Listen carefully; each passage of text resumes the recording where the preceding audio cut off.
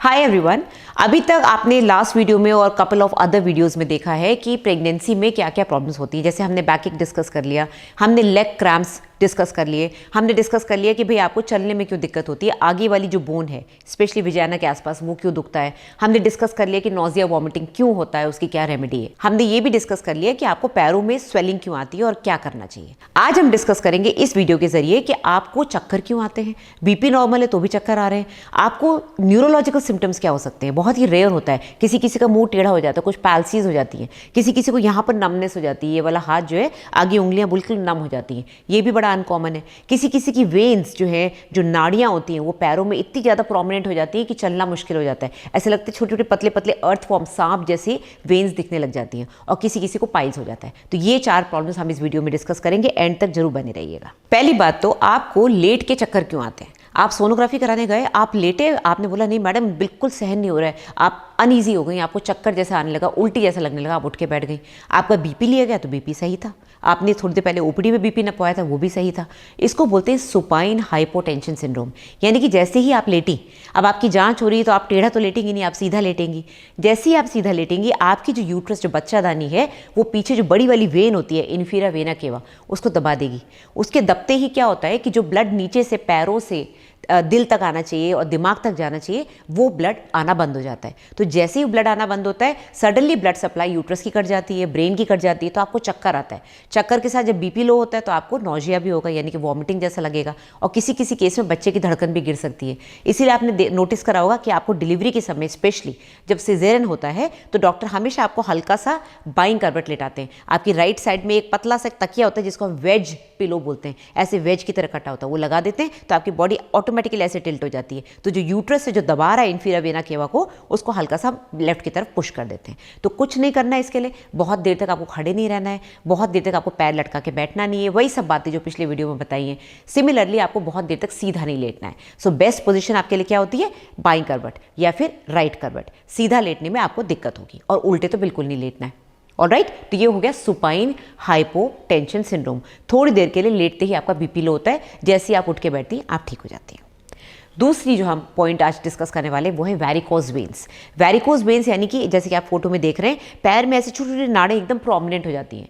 अब सबके पैरों में, पूरी बॉडी में सुपरफिशियल वेन्स हैं और डीप वेन्स हैं, तो आपस में दोनों वेन्स का कम्युनिकेशन होता है। तो जब ये आपस का कम्युनिकेशन सही चलता है, वॉल्व सही चलते हैं, तो आपका सारा का पूरा जो ब्लड है जो नीचे से आना है ऊपर, वो पंप होकर ऊपर आ जाता है। जहाँ ये बीच में रिलैक्सेशन हुआ प्रोजेस्टेरॉन हार्मोन की वजह से, या फिर कुछ आपको अंदरूनी वीकनेस है वेन्स की, किसी किसी को होता है पाइल्स होते हैं, किसी किसी की वेन्स कमजोर होती हैं, तो उनमें इस तरह की मोटी मोटी वेन्स बन जाती हैं। तो अब करना क्या चाहिए। पहली बात तो जैसे मैंने बताया, हमेशा बहुत देर तक खड़े नहीं रहना है, बहुत देर तक पैर लटका के नहीं बैठना है। ऐसी कोई चीज़ नहीं करनी जिसमें कि आपके पैरों में ब्लड भर जाए और ऊपर ना आ पाए। आप पैरों को एलिवेट करके रखें, बैठे हैं तो स्टूल पे रख लें, लेटे हैं तो तकिए पे रख लें, तो आपका ये वाला हिस्सा थोड़ा ऊंचा रहेगा, तो ब्लड अपने आप फ्लो करके ऊपर आएगा। बहुत से डॉक्टर्स इलास्टिक क्रेप बैंडेज भी एडवाइस करते हैं, यानी कि आपको गर्म पट्टी जो है आपके पैरों से, एंकल से लेके ऊपर यहाँ तक थाइस तक बांधनी है। तो उससे जो आपकी जो वेन्स ऊपर उभर के आ गई हैं, जो आपको दर्द दे रही हैं, आपको दिक्कत हो रही है, उसको आप कंप्रेस करके रख सकते हैं, जिससे ब्लड वहां ना भरे। ठीक है, बाद में डिलीवरी के बाद आप इसको कभी कभी ऑपरेशन से ठीक करवा सकते हैं। किसी किसी केस में इतना सिवियर हो जाता है कि डिलीवरी के बाद भी ठीक नहीं होता, पेन बढ़ जाता है, तो ऐसे केस में जो सर्जन्स होते हैं वो स्ट्रिपिंग करते हैं मेम्ब्रेन्स की, जो ऊपर की जो वेन्स हैं उनकी स्ट्रिपिंग कर देते हैं, और उसकी वजह से जो आपकी वेरिकोसिटीज है वो कम हो जाती है। किसी किसी केस में ये जो वेरिकोसिटीज है पैरों से लेके ऊपर आपके प्राइवेट पार्ट्स तक आ जाती हैं, उसको बोलते हैं वल्वल हेमोरॉइड्स। वल्वल हेमोरॉइड्स यानी कि इवन जो प्राइवेट पार्ट्स वाला जो एरिया है वहाँ पर भी ऐसी छोटी छोटी एकदम नसें नसें फूल जाती हैं, पेनफुल होता है, आपको कपड़े पहनने में दिक्कत होती है, और किसी किसी केस में पाइल्स बन जाते हैं। अब पाइल्स को हम अलग टॉपिक में डिस्कस करेंगे। पाइल्स यानी कि बवासीर, वो भी एक तरह का वेरिकोसिटी ऑफ वेन्स है, लेकिन वो कहाँ हो रहा है, वो आपके लैट्रिन के रास्ते में हो रहा है, रेक्टम में हो रहा है। अब आते हैं तीसरा टॉपिक यानी कि पाइल्स। जैसे कि मैंने बताया पाइल्स सबको नहीं होते। इस वीडियो हम वो सारी डिस्कस कर रही चीज़ें जो कि बहुत ज़्यादा कॉमन नहीं है, तो किसी किसी को ये हो सकता है, और ज़्यादातर ये फैमिली में रन करता है। Varicose veins, hemorrhoids, neurological problems, या फिर जो मैंने आपको शुरू में बताया था सुपाइन हाइपोटेंशन सिंड्रोम, ये भी सबको नहीं होता। इनमें वेन्स में प्रॉब्लम है, वेन्स में कहीं ना कहीं सर्कुलेशन में प्रॉब्लम है, वेन्स इनकी वीक हैं, इस वजह से हो रहा है। अब हेमोरॉइड्स यानी कि पाइल्स, किसी को भी हो सकते हैं, प्रेग्नेंट भी और नॉन प्रेग्नेंट भी। ज़्यादातर इसका कॉज क्या होता है? कॉन्स्टिपेशन। क्रॉनिक कॉन्स्टिपेशन की वजह से जब जब आप जोर लगाते हैं तो आपके अंदर की वेन्स फटती हैं और वहाँ से ब्लड आना शुरू होता है। किसी किसी को ब्लड नहीं आता, सिर्फ पेन होता है, किसी को पेन नहीं होता, सिर्फ ब्लड आता है। तो इंटरनल पाइल्स, एक्सटर्नल पाइल्स दो तरह के होते हैं। इंटरनल पाइल्स में हमेशा ब्लीडिंग होती है और पेन नहीं होता। एक्सटर्नल पाइल्स में हमेशा पेन होता है लेकिन ब्लीडिंग कम होती है। तो इसकी हम डिटेल में नहीं जाएंगे। बेसिकली वहाँ पर सूजन आ गई है और वेन्स फट गई हैं और आपको ब्लीडिंग हो रही है। तो इसके लिए क्या करना है? कॉन्स्टिपेशन से बचना है। कॉन्स्टिपेशन से बचने के लिए खूब फाइब्रस डाइट लेनी है। इसका मतलब ये नहीं कि आप कच्चा सलाद ही खाए जा रहे हैं। आपकी डाइट में संतुलित मात्रा में सब कुछ होना चाहिए।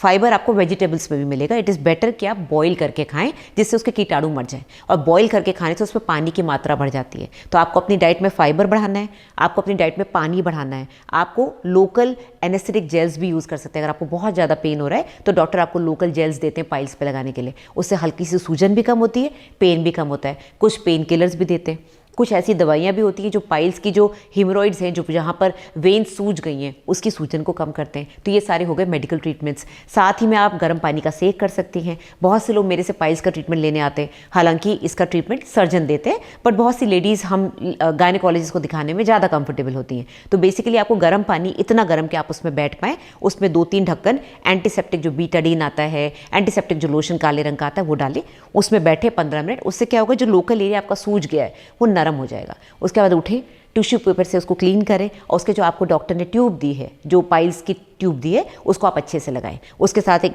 पतली सी नोजल आती है। अगर आप उसको इंसर्ट करने में बिल्कुल भी कंफर्टेबल नहीं है तो आप अपने फिंगर को यूज़ कर सकते हैं। साथ में जो टैबलेट्स दी हैं, जो कॉन्स्टिपेशन के लिए दिया है, वो सब आप लीजिए। नेक्स्ट टॉपिक आता है ब्लीडिंग गम्स। दांतों में से खून आना, गम्स में से खून आना ब्रश करते समय। यह हम पहले भी डिस्कस कर चुके हैं कि ईस्ट्रोजन हार्मोन की वजह से आपकी पूरी बॉडी बहुत वैस्कुलर हो गई है। जो म्यूकस मेम्ब्रेन्स हैं, जो अंदर वाले जो एरियाज हैं, ये बहुत ज़्यादा वैस्कुलर होते हैं, तब ये पिंक कलर के, रेड कलर के होते हैं। तो जब प्रेगनेंसी में ये फूल जाते हैं तो नॉर्मल ब्रश करने से भी आपको ब्लड आता है। वो तो हम कई बार डिस्कस कर चुके हैं। लेकिन जो आप ये फोटो देख रहे हैं, ये कोई ट्यूमर, इतना गंदा वाला ट्यूमर नहीं, कोई कैंसर नहीं है। ये ट्यूमर भी इस तरह का प्रेगनेंसी में देखने को मिलता है। इसको बोलते हैं इप्यूलिस। इप्यूलिस ट्यूमर होता है ये, इप्यूलिस पायोजेनिक ग्रैनुलोमा, जैसे कि दिख रहा है, इसका नाम होता है ईपीजी। ठीक है, ये प्रेगनेंसी से रिलेटेड होता है। इसके लिए कुछ नहीं करना है, इसको काटने की जरूरत नहीं, अपने आप धीरे धीरे प्रेगनेंसी जैसे ही खत्म होती है अपने आप ठीक हो जाता है। अब आते हैं लास्ट पॉइंट, यानी कि जो आपके न्यूरोलॉजिकल सिम्टम्स है, जो कि बड़े अनकॉमन है। सबसे ज़्यादा कॉमन इनमें होता है carpal tunnel syndrome. Carpal tunnel syndrome, बहुत सारे ऑर्थोपेडिक सर्जन्स मेरे को सुन रहे होंगे, या बहुत सारे ऑर्थोपेडिक्स जो रेजिडेंट्स हो मेरे को सुन रहे होंगे। बहुत सारे पेशेंट्स ने जाके ऑर्थोपेडिक्स डॉक्टर को दिखाया होगा कि मेरा ये वाला हिस्सा पूरा सुन्न हो गया है। ये क्यों होता है? यहाँ पर पानी भर जाता है, इसको कार्पल टनल बोलते हैं। जब हम एनाटॉमी पढ़ते हैं, इसको काटते हैं, ये वाला एरिया होता है कार्पल टनल। इसके अंदर आपकी एक बहुत इंपॉर्टेंट नर्व जाती है, मीडियन नर्व, वो दब जाती है। ये कुछ नहीं होता, ये ज़्यादातर स्वेलिंग की वजह से, क्योंकि बॉडी में पानी भर रहा है, यहाँ भी पानी भर गया, तो कुछ करना नहीं होता। ज़्यादा प्रॉब्लम होती है तो जो ऑर्थोपेडिक सर्जन है वो आपके हाथ को ऐसे फिक्स कर देंगे न्यूट्रल पोजीशन में, हल्का से एक्सटेंड करके यहाँ पर एक स्प्लिंट लगा देंगे, जिससे आप ऐसे ऐसे ना करें, आपका ये फिक्स हो जाएगा, तो आपका पेन धीरे धीरे कम हो जाएगा और डिलीवरी के बाद ये अपने आप ठीक हो जाता है। दूसरा जो न्यूरोलॉजिकल सिम्टम कॉमन है सेकेंड टाइम, मतलब आफ्टर कार्पल टनल सिंड्रोम, जो सेकेंड मोस्ट कॉमन है वो है बेल्स पैल्सी। यानी कि जो आपकी फेशियल नर्व है, जो ऐसे करके फेशियल नर्व आती है, जो आपकी आंखों को, आपकी चीक्स को, आपके माउथ को सप्लाई करती है, उसमें पैल्सी हो जाती है। तो मुंह आपका लटक जाता है, ये वाला साइड का मुंह लटक जाता है। आपने देखा होगा, कभी कभी शायद ऐसा कोई केस देखा हो, मेरी खुद की भाभी को ऐसा हो चुका है। डिलीवरी के बाद उनका मुंह साइड से लटक गया था, धीरे धीरे अपने आप ठीक हो जाता है फिजियोथेरेपी से, या फिर अपने आप सेल्फ रेमिटिंग होता है।